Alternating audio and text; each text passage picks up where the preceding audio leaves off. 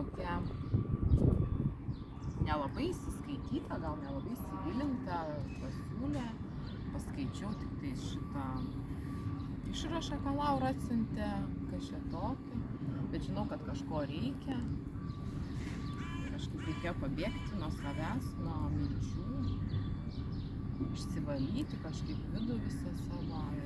Iš tikrųjų labai džiaugiuosi, labai daug pirmų kartų, labai daug tokių dalykų, kaip aš aplamai nešneku su svetimais žmonėm, nesidalinu ten nei kažkokiom nesėkmėm ar nuoskaudom ar problemom. Aš visada viską galiu pati.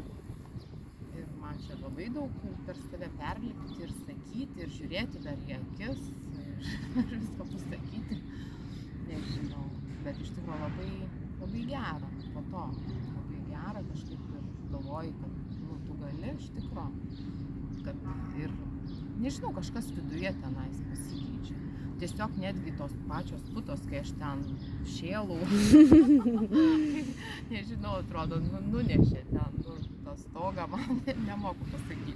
Bet buvo ant tiek gerai ir ant tiek vienodai, kas ką žiūri, nežiūri, kalba, nekalba, sako, nesako. Ir kaip aš ten atrodau iš to šono.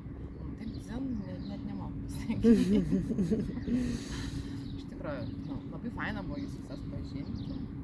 Visiškai negalvoju, nei kas, nei su kuo, nei ką, ir ar ten kitus sakai, ten į pinigus kažką vertėjai, daiktą kažkokią, aš iš vis nieko neverčiau ir man buvo tas pats, kiek ten kainuoja, man reikėjo pabėgti ir išsivalyti, išsitaškyti, nežinau, išsivemti ten.